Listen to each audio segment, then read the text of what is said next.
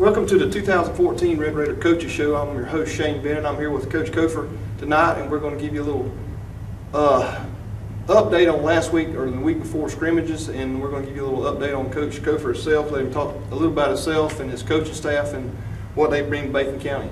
Coach, I know you've talked about it 2 or 3 different times. You're probably getting tired of talking about yourself, but if you would give us a little bio of yourself, just a brief one for folks that may have not seen the show before, had a chance to get one of the meet and greets with you. Okay. Son of a former head football coach, son of a social studies teacher, and my mom. Just been around it all my life. My mom was a 35-year veteran in the classroom. Dad was over 30 years as a coach. We lost him in 1996. Big influence on my life. Always wanted to do it since I was 4 years old. I remember being a little manager, water boy, on the sideline when he was coaching, and just thought there's nothing better than this. It was just kind of in the blood, and just always wanted to have something to do with kids' lives. And it's just a big influence on me. Went to college. There was nothing else, besides being a fireman or a police officer like every little kid wants to do. Nothing else that I wanted to do. And I don't know what else I could do, to tell you the truth. But just in the blood right there. And my wife's a teacher also, media specialist right now, and it's just kind of in the family. Got a little girl that wants to be one too. So got 2 little girls, actually 3, so with a stepdaughter right there, Carly, Kaylee, and then Brenley. And just been married almost 2 years ago in December, and just happy to be here now. You came here by yourself, but you brought one of your staff from Cook. Can you talk a little bit about your coaching staff? Who you brought in, the defensive coordinator, the offensive coordinator, who you got? I refer to him as Yoda. Not because of the ugliness, but because of the brain. He is the brain behind the operation. It's Coach Kyle Langford. Coach Langford was with us last year at Cook High School, and wanted to come over here. Couldn't have been happier when he came. And it was kind of like a package deal right here. When I got hired here, wanted Kyle Langford. He was the first one that I asked, and thank the Lord he came. And he's anytime that I don't think of anything, Kyle's always right there, to add that suggestion right there. So we always ask Kyle for that backup plan and anything during game time. So we're just glad that he's here. Got a nice family and 3 lovely kids. But Kyle's a Christian man, a good man, and just couldn't imagine doing anything without him. But he's a defensive coordinator. Had a good game this past Friday night. Did the same thing the other Friday night against ADCO. But very much into preparation is Coach Langford, and couldn't imagine being without him. Then you had our offensive coordinator, Ryan Kynard, Coach K. He's the big man, the big bald-headed guy that's on the sideline with us. He's a weight and conditioning coach. Knows what he's doing. Right when you meet him, you can tell how strong he is, how much the weight room and conditioning means to him. And within 5 minutes, I knew that Coach Kynard was the one. He's an early county boy. He's been with Furman, played at Furman, and then was assistant strength and conditioning coach at Furman, and then went on to Clemson. So he's worked at Clemson also, so he knows what he's doing. He knows his stuff. And just glad to have Coach Kynard right there. And, we needed somebody to get after those offensive linemen. And Coach K is definitely that one. And he gets after their behinds. And, those hogs have to have a little fire in them. They need to be made mad sometimes. And we got some good kids on the offensive line, and Coach K just fits right along with them. All right, you're assistant coach. You brought one of your former players here now, Coach Williams. Right, Thad Williams. Thad played for us at Cook 2005, 6, and 7. Thad was a coachable young man back in the day. He's an adult now. Went to UT Martin, was an All-American. Was projected to go in the 4th round of this past year's draft. Coming out of his last drill on pro day, he tears his Achilles. That's his last turn. He's kind of, he's already gone through 2 ACL surgeries. Then he has to go through an Achilles tear. And, it kind of hurt him, kind of got him down a little bit. And, since he's been here through this summer, I think Coach Williams has found his calling and what he wants to do with the rest of his life. And, somebody asked me the other day, what you going to do, or asked him the other day, what you going to do, when you going to come back? And he kind of just shook his head. And, I don't know if he wants to do that. I think he found out what he wants to do and be a part of. He likes being around the kids, and it's back to what he loved when he was playing. So if you hadn't been in one of their practices to see him on the sidelines, or not on the sidelines, I should say, on the field, I've never seen a coach running down the side, defensive back, coaching at the same time while they're covering a receiver. You got a former, or not a former, but coach from Bryan County. Yeah, Matt Wilson. Matt's father is the head football coach at Bryan County. Mr. Mark Wilson is a good man, a good Christian man. Been with him at FCA before at Georgia Southern. Right when I met, if anything, I brag about myself. I'm a pretty good judge of character when I meet people, and it was that way with Coach Connor. It was that way with Matt Wilson. And Matt's just getting out of Georgia Southern, but it was just kind of that connection that I had. I guess, me being a coach's son, and then Matt being a coach's son also, it just kind of hit me right there, and just the passion that he had for wanting to be into it. He's been helping his dad the past couple of years, but he is all into this. He's all in with what we do. He's interested he's coaching on the defensive side of the ball, but I bring him over there on the offensive side of the ball to help us with running backs too. So he'll do that on Friday nights and during practice. And he all wanting to be into it. So Coach Williams and Coach Wilson both, kind of taken over the special teams. Coach Connor kind of led that, but he's offensive coordinator. So these two guys, these young guys, are starting to take over special teams right there, giving them a little bit of responsibility, even though the older guys, or this old guy's kind of overlooking too, but they do a great job of preparation. All right, and we're returning Coach Owens and Coach McCullough from previous staff that have been here with us a while. So that kind of rounds off our varsity staff. Coach, real quick on this before we close out for a quick break here. Coming to Bacon County, have you got any surprises things that you weren't expecting? I mean, pleasant surprises that you really wasn't counting on that were here or weren't here? Anything you kind of? I'll tell you that there's a couple. When you first said that, the support here is, and I don't think people in Alma get it. There's a lot of hunger here for a winner, just to do good, bring some excitement to this county, to this city right here, and it's definitely here with a new school, new stadium, new weight room that's right here behind us.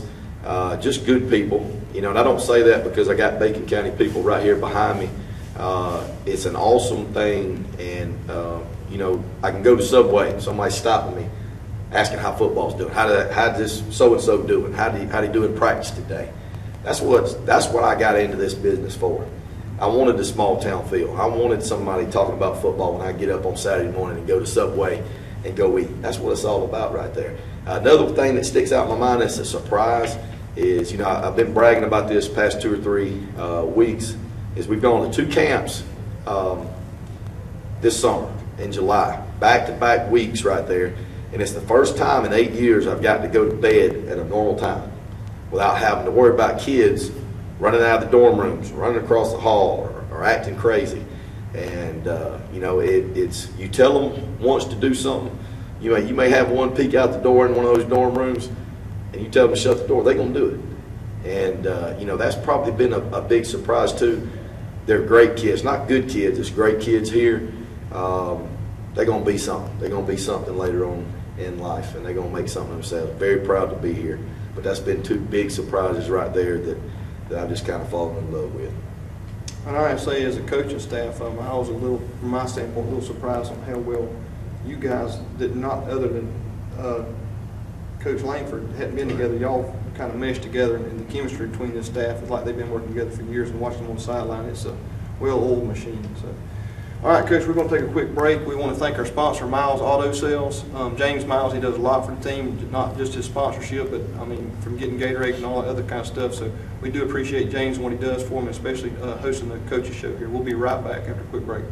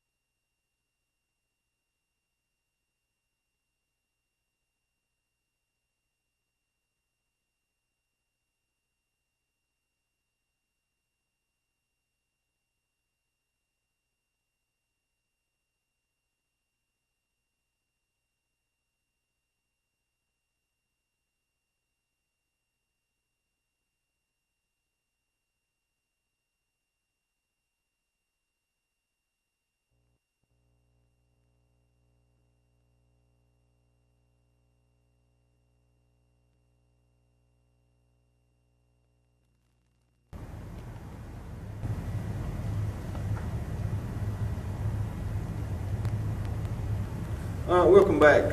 Coach, we're going to get right back into it as far as the first 2 weeks we went to ATCO, we've gone to Cairo.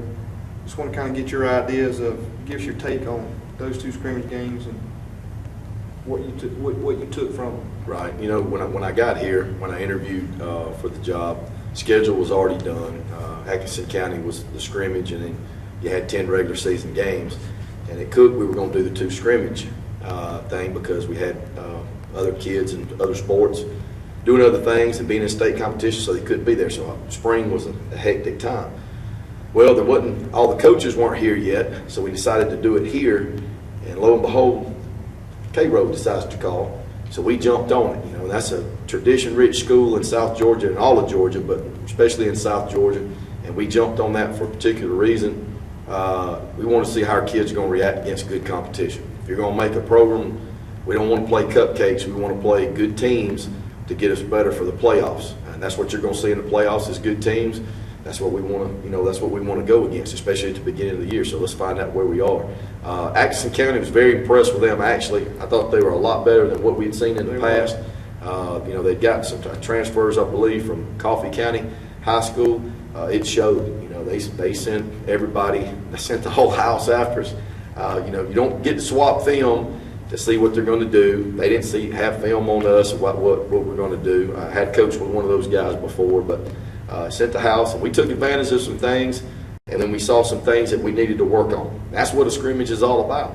And definitely with the Cairo game right there, I was nervous. I get nervous every game. I'm just going to go ahead and tell you I do that because I can't get out there and play.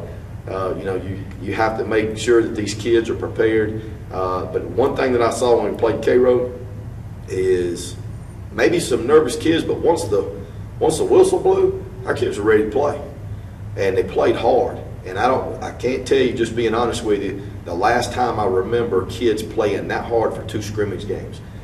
Maybe 2010, I can't remember back that far, but not too many teams that do that and just flat get after it and do that. And that shows that you're going to probably have a good year right there. Good things can happen to those that work.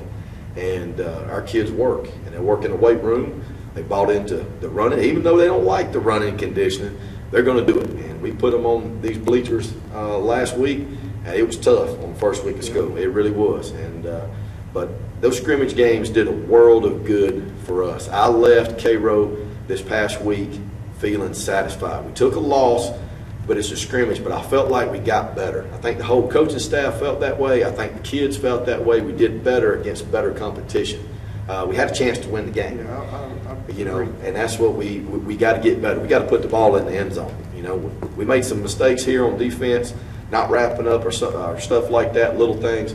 But offensively, we got to get the ball in the end zone. We can drive it up and down the field all night long, but the object is to get it in the end zone. You got to get that ball a little bit more than that other team. It's as simple as that. That's what we want to do. So, and that comes on me too. I did some things that we probably wouldn't normally do on a regular Friday night that you won't see us this coming Friday night. We tried a lot of different things, even some things that I knew probably wouldn't look good against a team stunting like Atkinson County. And we ran it anyway just to see how we would do, how the linemen are going to pull. How's that running back going to hit it up in there? We going to have the right read with the quarterback. Can he throw it to the outside against pressure? All those kind of things. And kind of setting them up to see how they were going to react against adversity. And we definitely had some adversity in both of those games, and that's what it's about. But I think our kids got better this past week after the ATCO game. That's what you got to do, man. You got to get better each and every week. So I think that you'll do that. We're going to stay after their tail this week and go after Lanier. Well, I don't think they were intimidated at all by Cairo. No. Just seeing them on the sidelines. I know when we came out there, when I got there looking at Cairo, these boys are big, they're athletic, but they weren't intimidated a bit when they got on the field and they played hard. You talk about the good side. I mean, if you had to take something bad or negative, not negative, but bad, right, something we really got to work on from those 2 scrimmage games, what do you take? Well, I'm naturally going to jump on the offensive side of the ball right there. Little mental errors here and there. This past Friday night, Cairo, we put the ball on the ground 4 times. We didn't lose any, but it doesn't matter. You're in a 2nd and medium, like a 2nd and 5 or 2nd and 6. You drop the ball or it goes through the quarterback's hands and we're recovering, 5 or 6 yards behind. Now it puts you in 3rd and long. Object is to move the chains and get in the end zone. And that throws the play calling off, that throws everything off, throws your momentum off. So we definitely have to work on just little things. Let's don't try to make, plays out of taking a snap. Let's do the little things correct. Let's play fundamental football, and good things are going to happen with what we're doing.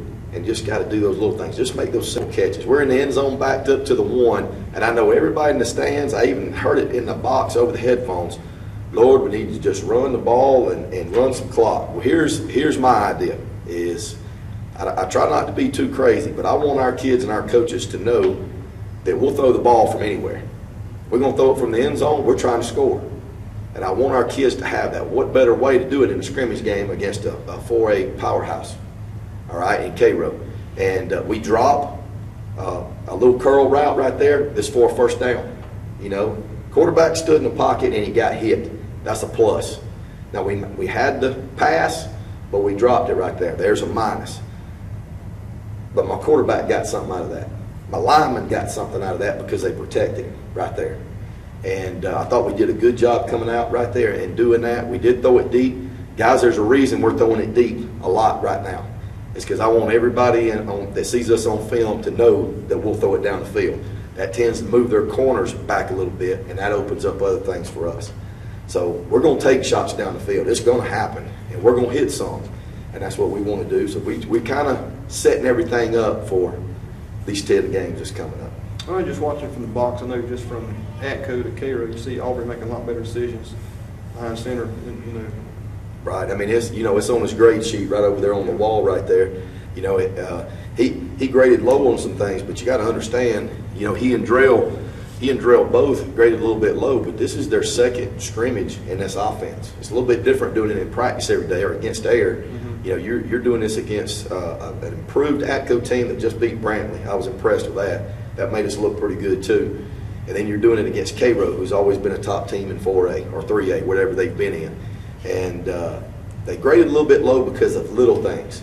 It's hard to be perfect on some things, especially when you're a quarterback. That's a pressure situation. You're touching the ball every down. But, one of his things that Aubrey had up there was he was more comfortable. I think he had more good throws against Cairo than he did against Atco. That's right. And he did it against better competition. And not cutting down Atco because I think they're greatly improved. I just think Cairo's had that tradition right there. You're going to their place and playing in that house. It's a little bit different. And I thought he felt a lot more comfortable right there. And he's got a lot of coaches. Even when I get on that behind, he's got every coach over there, even our defensive back coach, Coach Williams, coming over there and making comments and saying, boy, calm down. So they have his back too. It's not just the kids, it's these coaches that's got him too. Real quick, Coach, I'm going to go through the whole detail. You keep talking about the grading. You kind of explain because of how y'all break that down. Because y'all spend a lot of time with that, making sure these kids know where they stand. Yeah, we do. Most coaches across the nation, not just Georgia, but they're going to break down film. We self-scout ourselves. So in other words, what's Coach Cofer's tendencies, running in a game? Well, I think we were 52% run, 48 pass. Even though it looked like we threw the ball down the field a bunch. We're calling those screens run because it's a designed run with a screen attached to it. So there's two different plays called in one play. But we call that a run. So in those simple screens that go out wide, that's just toss sweep wide. That's all that is. It's not a pass downfield. So we count that as a run right there. But that was 52%. So we're kind of balanced in what we do right there. And we're still playing, just 10-minute quarters for 3 quarters, like with those older guys. But we grade each kid right there. We're going to grade them hard because we expect a lot out of them. Some of them are not going to grade as much, and we let them know about it on practice day. We let them know about it in the weight room. We're constantly on them, but we're going to pat them on the behind when we need to. Like I said, we got good kids, and they take it well. Most of these kids do not take that crap personal. They really don't. And that's what I love about them, too. When it's on the field, it's business. When we're here, we family. And it's family on the field, too, but, we're going to be hard on them because we want them to be, just good citizens, good fathers and good husbands. But the grading process, we get on them pretty well. But we break down everything that we do plus the opponents. Real quick before we go into the break, are you where we thought you would be at going into week 1 against Lanier? Yeah, I didn't know where everybody would fit. We're way ahead of what I thought we would be, to tell you the truth. Now, when I say that, I'm hoping that I'm not jinxing myself on camera right here saying that, and we have a bunch of turnovers or interceptions or anything like that. But we practice holding on to ball security, holding on to the football, throwing to the right read. If it's not there, throw it away.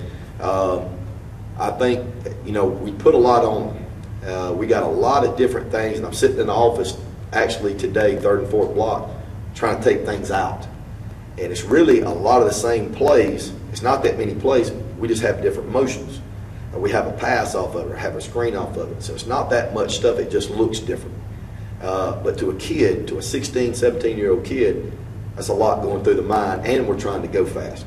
We wanted to put as much pressure on them as we could throughout the summer, through the ATCO scrimmage, through the K-Row scrimmage, and it should be better. We're going to tail back a little bit this week, and we're going to keep running the same old, same old. Got a package for drill in there. When you have an athlete that special right there that has the ability to be in a top Division I program, some of these colleges to me are just crazy because they hadn't offered the kid already. It's going to come. People are going to see him. He had a great run the other night off a mishap, and he does a 360 in the air and keeps running. Just amazing type stuff. Tron Folsom is the same way.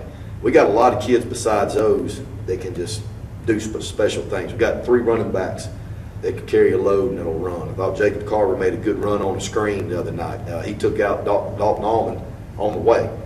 Just bulldozed over him. We got good kids that work hard, but I think we're way ahead now. When I say that, that doesn't mean that we're perfect in everything that we're doing. Right. That we're going to get better at that. It'll get better, and it'll be a process through the year. That's what you want to do. You don't want to start out up here and then decline. So we started off kind of hesitant. I wasn't happy after ATCO. I thought we'd look better than that. We came up against K-Row. I was very pleased, even though we took the loss, just the way we competed and hustled. I'm going to go ahead and tell you, I expect a big game against Lanier. I expect us to do things a lot better. I expect us to tackle better. I expect us to punt and kick better. Especially, I expect us to hold on to the football in every game, make the simple catches, make routine plays, and stick on your man. And that's what we do. And I expect our linemen to dominate. Lanier's going to outweigh us on the offensive line. We got some pretty big kids, but that Lanier is going to be way bigger than us. We're going to expect us to move. I don't care if it's little Keenan Williams at left tackle. He better move that cat. That's what we expect our kids to do. If the ball's out there, receivers are going to catch it. We tell our kids, you're an athlete, you play this game, we expect you to go get that. You're going to make big plays. That's just little tiny things right there. Coach, we're going to take a quick break, and then we'll come right back and we'll break down Lanier, talk about Lanier in week 1 and update of what the region looks like. We'll be right back.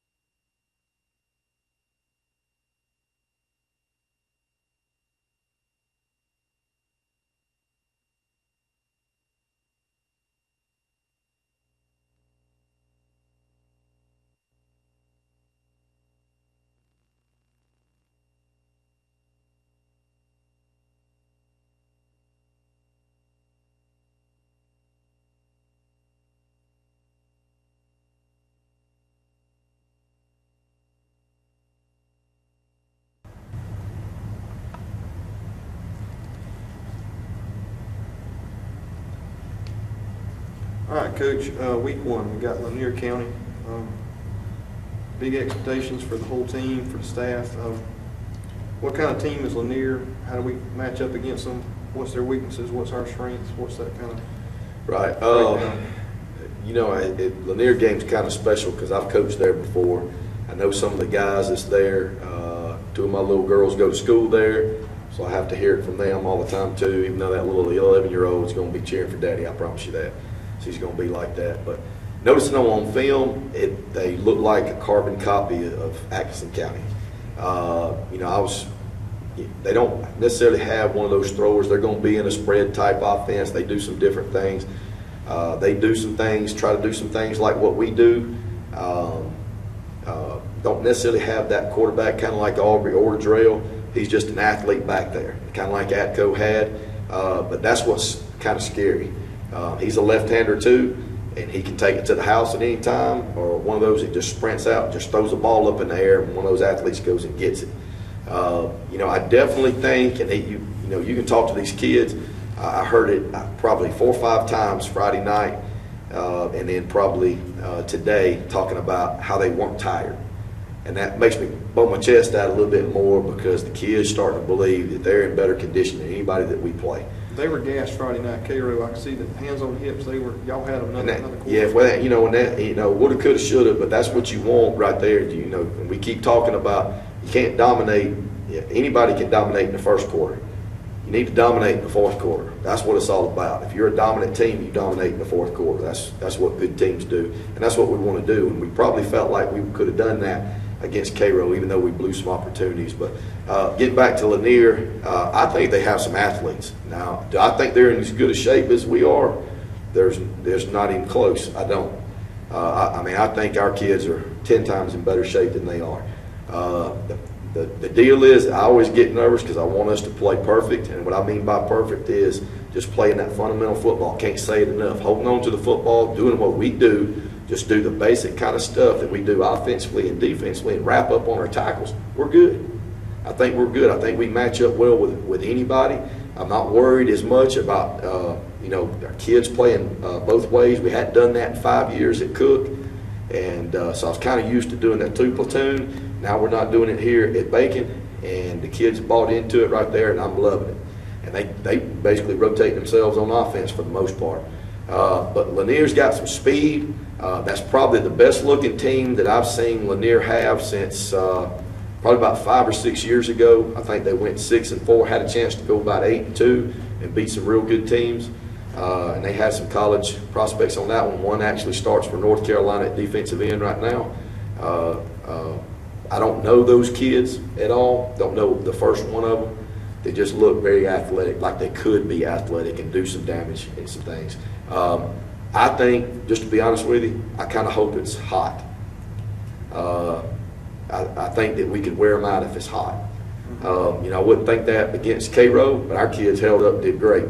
I really kind of hope it's hot and we get after their tail and do what we can do and just pound them and wear them out. That's what we want to see. I think our kids would get satisfaction out of that, watching people just huffing and puffing. And then once they start huffing and puffing, we talk about it all the time. Fatigue can make anybody a coward. You get tired, you're gonna sit back. You're not gonna man up. A lot of people will do that, and so we use that analogy right there. But that's what we're looking at. And offensively, they're gonna spread it out. Defensively, 4-4, just like we saw this past week, just like we kind of saw the other week too. But especially against like Cairo, they don't stun a lot. They're gonna kind of sit back and read and react, and so we're going to run it right at them. You'll probably see a lot more running game this week. We're going to throw it deep too, just to keep people honest and back. We'll throw a lot more screens, and we're going to run that ball right at them. And I don't care if they're even watching this. That's what we're going to do. So we want our kids having that mentality, not being cocky. I didn't mean that to sound that way. I just want our kids having that mentality that we're going to come at you. And I don't even care if they point and say the ball's coming right here. We need to have that kind of mentality that we're going to run that ball right there and have that confidence. I want that swagger, and I want our kids to have that swagger. Not the cocky, but the confident swagger right there. And you can definitely see it Friday night, even with that 9-0 loss. They had that swagger about it, right? Confident. Just a side note, too, I think those morning practices are paying off, too. I know past it seemed like, especially this past week where it was so hot, they would have been spent by the end of the week, and this week they looked they were energetic. I worried about that because I'm going out there in pregame and I'm drenched. both games.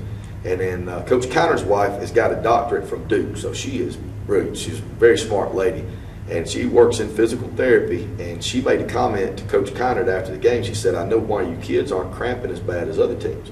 She said, "Your kids are not losing as much water weight in the mornings, so we're feeding them all this Gatorade and water, and they're just replenishing. So we're not having that problem." And I say that, and I need to knock on some wood right there because we'll have 27 cramps Friday night. But I never thought about it that way. But we're not losing as much water weight as everybody else is practicing in the afternoon. I know some teams around South Georgia have had to call off practices or move to the gym because of the heat and the wet bulb.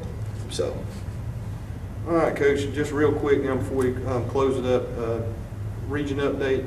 You want to talk about the region any other than the fact that we're going to take it one game at a time? I know that's kind of your mentality. You don't want to. Yeah, and be honest with you, I don't know a lot about these teams around here. I really don't. We're worried about us, not worried about anybody else. You keep hearing about all these teams in the non-region, these rivals that come here with Pierce and the Charlton being the first home game. Those will be big games, but what we want to do is we want to take one step at a time. Let's win ball game after ball. I'm not worried about Benedictine and Vidalia. I'm not worried about Long County and Bryan County homecoming. I'm not worried about all that. We're going to talk about Lanier County right here and do that one time, and we should be getting better. If we worry about us, everything else will take care of itself. All right, Coach, thanks for the update. We're going to close it up here. We appreciate you watching. Again, we thanks Miles Auto Sales for sponsoring the Coaches Show. We'll be right back here same time next week at 8 o'clock. We're going to give Coach Cofer will give us an update on the apparent win over Lanier County. We're hoping. So anyway, join us right back here at 8 o'clock next Monday.